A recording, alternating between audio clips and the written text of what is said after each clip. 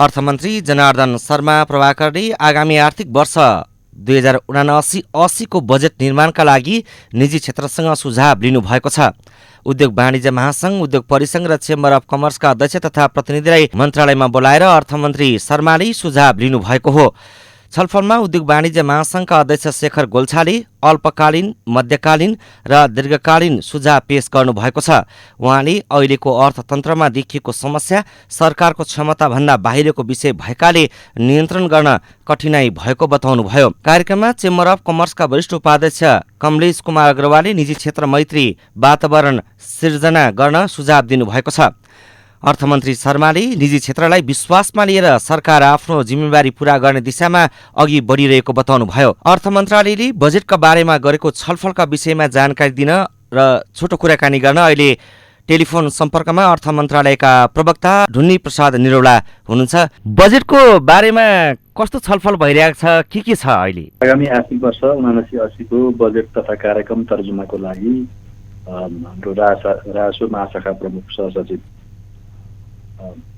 को नेतृत्वमा 5 सदस्यीय कमिटी बजेट तर्जुमा मस्यौदा लेखन समिति तयार भएको छ। उसको उद्देश्य प्राथमिकताहरू निर्धारण गर्छ।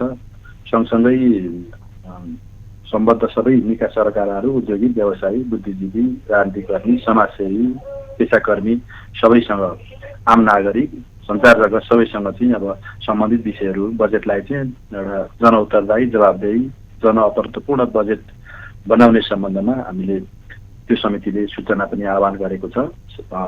वेबसाइटमा दिने, इमेलमा पठाउने भनेको छ। हामीले अब आज टोल फ्री नम्बर पनि माग गर्दैछौँ। आज टोल फ्री नम्बर पनि जारी गर्छौँ। त्यो नम्बरबाट चाहिँ म्यासेज दिन सकिन्छ। त्यसले आफ्नो मस्यौदा लेखनको काम सुरु गरिरहेको छ।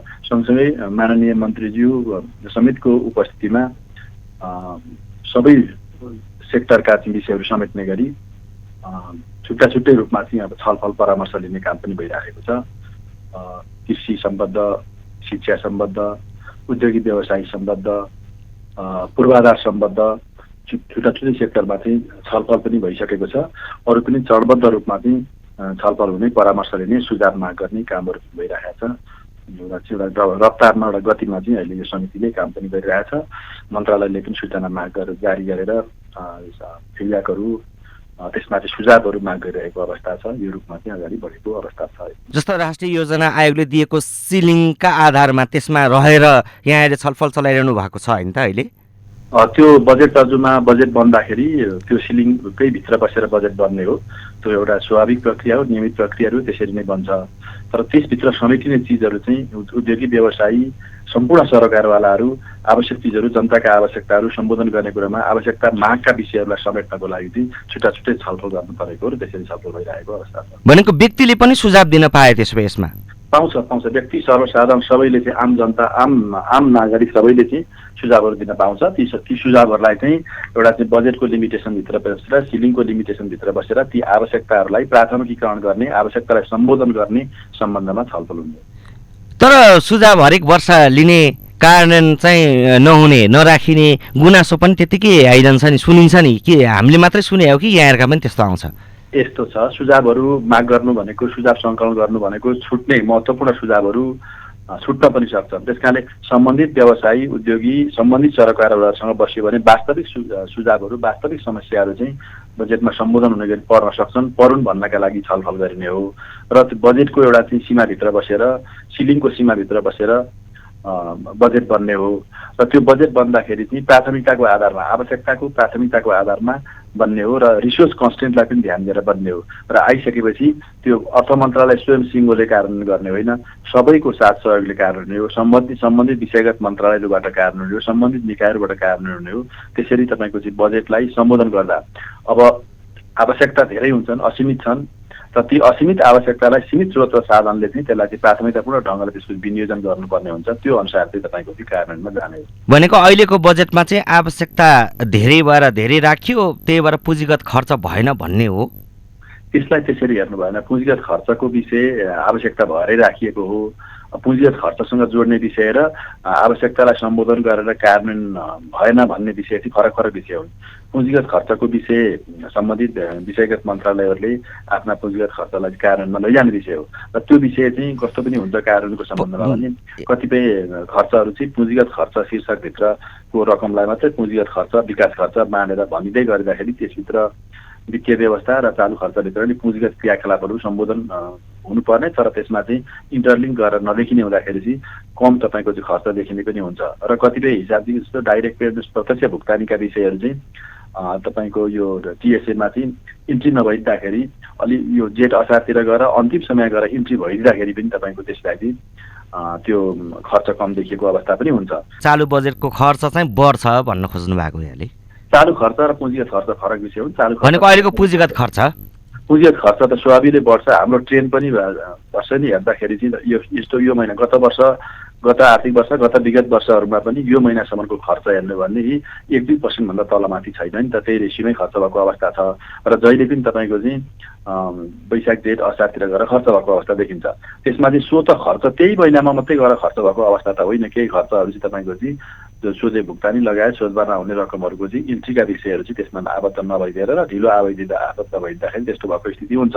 तथापि विकास खर्च कम भएको र विकास खर्च पुँजीगत खर्चलाई चाहिँ बढाउनुपर्छ, खर्च विकासका क्रियाकलाप स्वचालित बनाउनुपर्छ, अगाडि बढाउनुपर्छ र त्यसमा गति दिनुपर्छ, गेयर दिनुपर्छ भनेर सम्बन्धित विषयगत मन्त्रालयहरूका खास गरी पुँजीगत खर्च गर्ने विकास खर्च गर्ने मन्त्रालयका सचिवजीहरू समेतसँग चाहिँ माननीय मन्त्रीजीको सचिवजीको नेतृत्वमा छुट्टा छुट्टै छलफल पनि भइरहेको छ र उहाँहरूलाई त्यो खालको चाहिँ आफूले यदि त्यो कार्यान्वयन गर्न नसकिने भने कार्यान्वयन गर्न सकिने क्षेत्रमा चाहिँ ट्रान्सफर पनि गर्नुपर्छ, तपाईँहरूले चाहिँ यो खालको चाहिँ रिसेड्युल पनि गरेर कार्यान्वयन गर्नुहोस् भन्ने पनि भएको छ। उहाँहरूले हामी 90% 100% खर्च गर्न सक्छौँ भन्ने खालको एक किसिमको आश्वस्त पनि व्यक्त गर्नुभएको अवस्था हो। त्यसरी बजेट खर्च गर्दाखेरि चाहिँ जनताका मागका विषयहरूलाई सम्बोधन गर्ने विषयमा चाहिँ प्राथमिकीकरण गरेर राख्ने विषय हुन् र पूर्वाधारका विषयहरू पनि तदनुसार नै जाने विषय हुन्। यहाँले समय दिनुभयो, यहाँलाई धेरै धेरै धन्यवाद छ। धन्यवाद सर। हस्, धन्यवाद। उहाँ हुनुहुन्थ्यो अर्थ मन्त्रालयका प्रवक्ता ढुन्नी प्रसाद निरौला। कोरोना बिमा भुक्तानी गर्न सरकारले तिर्नुपर्ने रकम नपाएपछि निकासाका लागि पहल गरिदिन भन्दै बिमा कम्पनीहरूले विभिन्न सङ्घ संस्थासँगमा हारगुहार गर्न थालेका छन्। निर्जीवन बिमा कम्पनीहरूको छाता सङ्गठन बिमक सङ्घले औपचारिक पत्र नै लेखेर उद्योग वाणिज्य महासङ्घ, Nepal chamber of commerce, Nepal उद्योग परिसङ्घ, नेपाल पत्रकार महासङ्घ लगायत निकायलाई रकम निकासाका लागि पहल गरिदिन आग्रह गरेका हुन्। सरकारले पैसा नदिएकाले लामो समयसम्म कोरोना बिमाको रकम भुक्तानी गर्न नसकिएको उल्लेख गर्दै पत्रमा सङ्घले भर्खर फस्टाउन लागेको बिमा व्यवसायप्रति नागरिकको नकारात्मक धारणा विकास हुन थालेको जनाएको छ। यो क्रम बढ्दै जाँदा बिमा मात्र नभएर अर्थतन्त्रको सबै क्षेत्र प्रभावित हुने सङ्घको निष्कर्ष छ। रकम निकासाका लागि सरकारबाट पटक पटक आश्वासन पाए पनि पैसा नपाएपछि सहयोगका लागि विभिन्न निकायले अनुरोध गरेको बिमक सङ्घका महासचिव अशोक कुमार खड्काले बताउनु भएको छ। बिमा कम्पनीले भने सरकारबाट रकम नआउँदा भुक्तानी रोक्नु परेको बताउँदै आएका छन्। सरकारले प्रतिबद्धता जनाएको रकम नदिएको र बिमा कम्पनीहरूले पनि आनाकानी गरेपछि बिमितहरू आफ्नो अधिकारबाट वञ्चित हुने जोखिम बढेको छ। तर बिमा समितिले भने बिमा कम्पनीको चुक्ता पुँजी बढाएको छ। समितिले जीवन बिमा कम्पनीको चुक्ता पुँजी 5 अर्ब र निर्जीवन बिमा कम्पनीको चुक्ता पुँजी 2.5 अर्ब बनाएको छ। अहिले जीवन बिमा कम्पनीको पुँजी 2 अर्ब र निर्जीवनको 1 अर्ब छ। बिमा कम्पनीको चुक्ता पुँजी वृद्धि गरी समग्रमा नेटवर्थ बढाई सो अनुरूप कम्पनीहरूको जोखिम वहन क्षमता बढाउने उद्देश्यले चुक्ता पुँजी वृद्धि गरिएको समितिका प्रवक्ता राजु रमन पौडेलले जानकारी दिनुभयो। सो चुक्ता पुँजी 2079 साल चैत मसान्तसम्ममा कायम गरिसक्नुपर्ने र नसक्ने कम्पनीले बिमक गाबिने तथा प्राप्ति गर्ने सम्बन्धी निर्देशिका 2076 बमोजिम पुँजी कायम गर्नुपर्ने समितिले जनाएको छ। यसैगरी विदेशी बिमकका रूपमा दर्ता भई सञ्चालनमा रहेका बिमकले बिमक दर्ता तथा बिमा व्यवसाय सञ्चालन सम्बन्धी निर्देशिका 2073 को दफा 4 बमोजिम तोकिएको न्यूनतम चुक्ता पुँजी बराबरको निर्धारित पुँजी कायम गर्ने र संयुक्त लगानीमा सञ्चालित कम्पनीले तोकिएको समयावधिभित्र उल्लेखित निर्देशिकाको दफा 4 बमोजिमको तोकिएको न्यूनतम चुक्ता पुँजी कायम गर्ने व्यवस्था गरिएको छ। साथै कम्पनीहरूले 1 महिनाभित्र आफ्नो पुँजी योजना सम्बन्धित बोर्डबाट निर्णय गराई समिति समक्ष पेश गर्नुपर्ने व्यवस्था छ। नेपालमा इलेक्ट्रिक सवारी साधनको आकर्षण बढेसँगै बिजुली कारको आयात बढेको छ। चालु आर्थिक वर्षको पहिलो 8 महिनामा 3 अर्ब 97 करोड रुपियाँ बराबरको 1357 बिजुली कार आयात भएका छन्।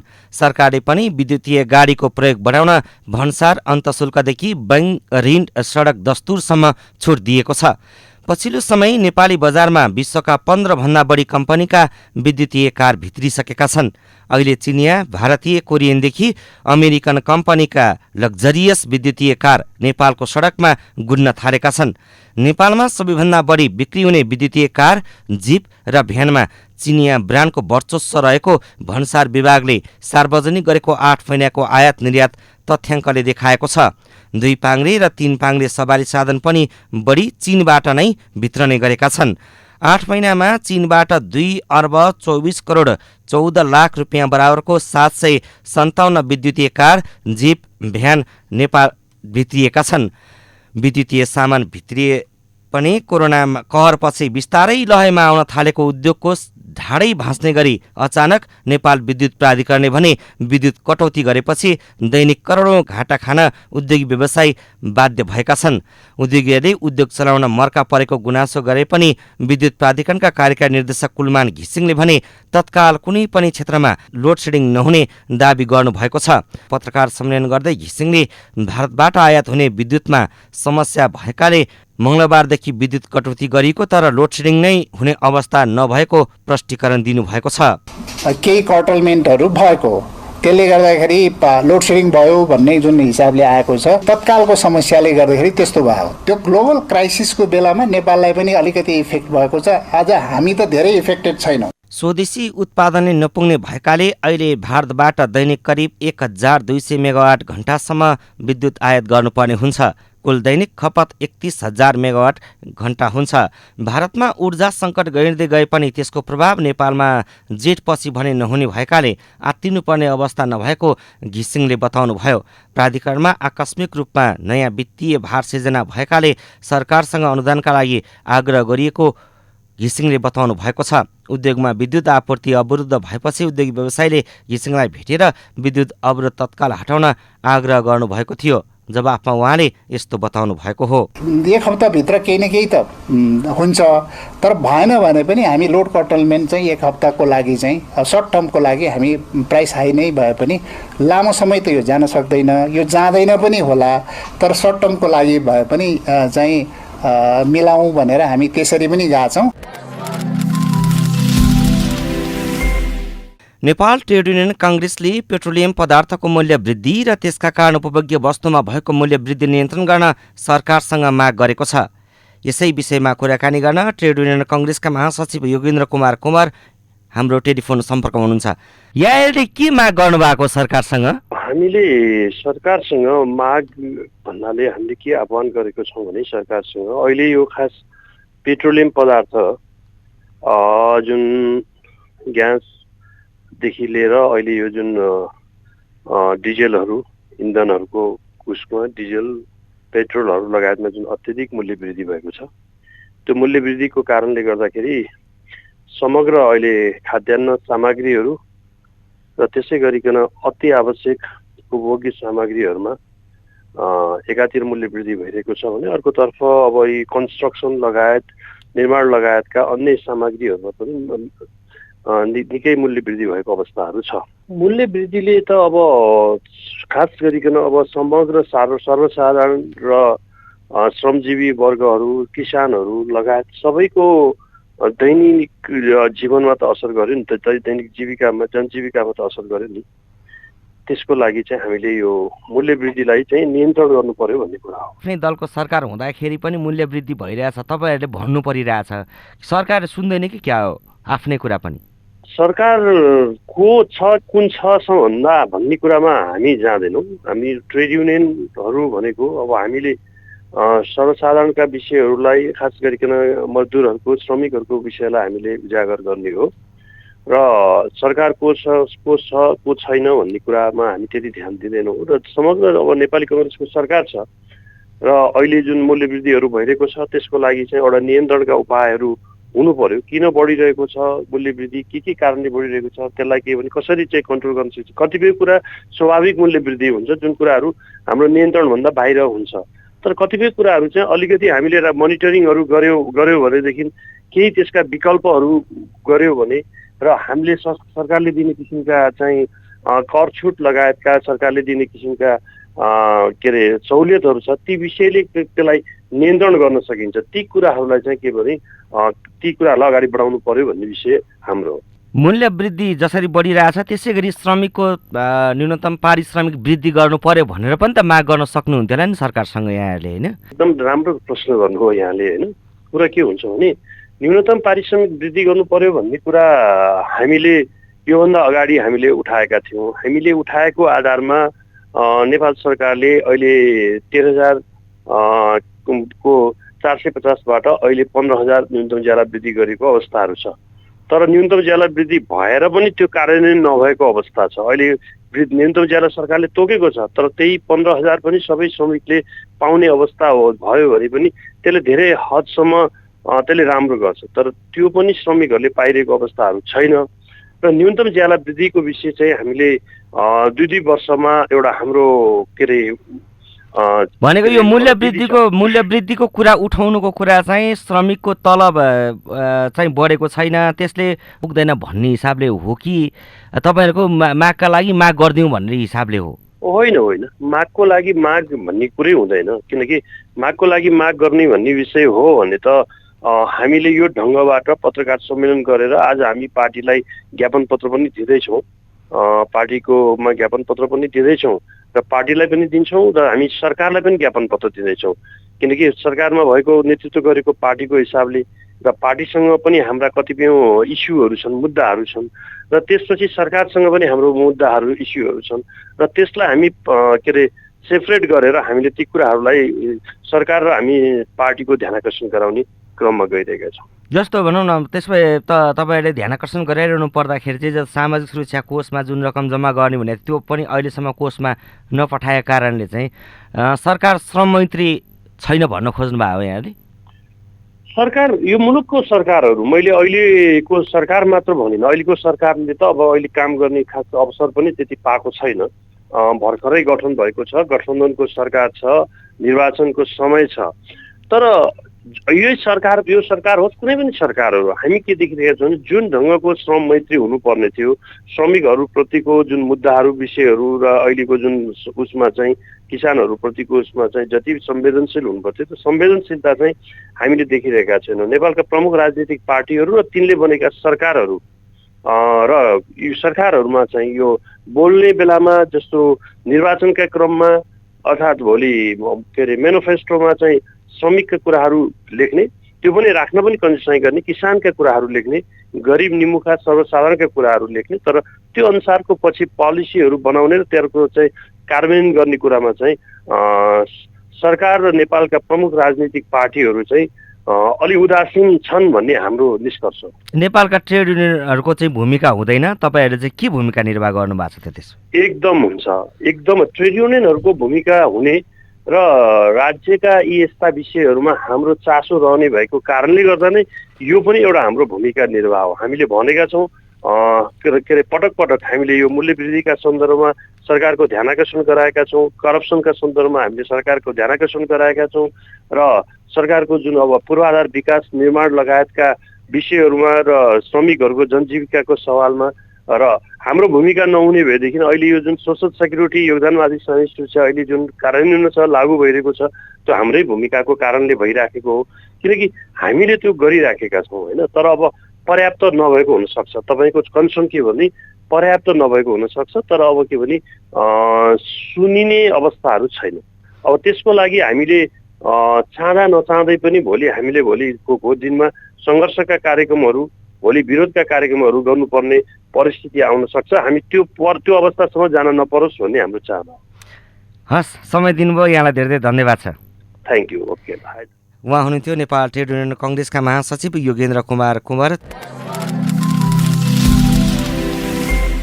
घाटामा रहेको नेपाल औषधि लिमिटेडमा थप लगानी गर्न सकिने र अन्य सार्वजनिक स्थानमा निजी क्षेत्रबाट लगानी प्रविधि स्तरोन्नति गरी सञ्चालन गर्न सकिने सहितको प्रतिवेदन तयार भएको छ।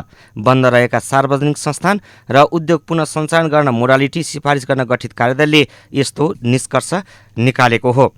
नेपाल राष्ट्र बैंकले बैंक तथा वित्तीय संस्थाको मुद्दती निक्षेपमा झन्नै 2 अर्ब रुपियाँ लगानी गर्ने भएको छ। राष्ट्र बैंकले आफ्नो विभिन्न कोषमा रहेको यो रकम वाणिज्य बैंक, विकास बैंक र फाइनान्स कम्पनीको मुद्दती निक्षेपमा लगानी गर्न लागेको जानकारी दिएको छ।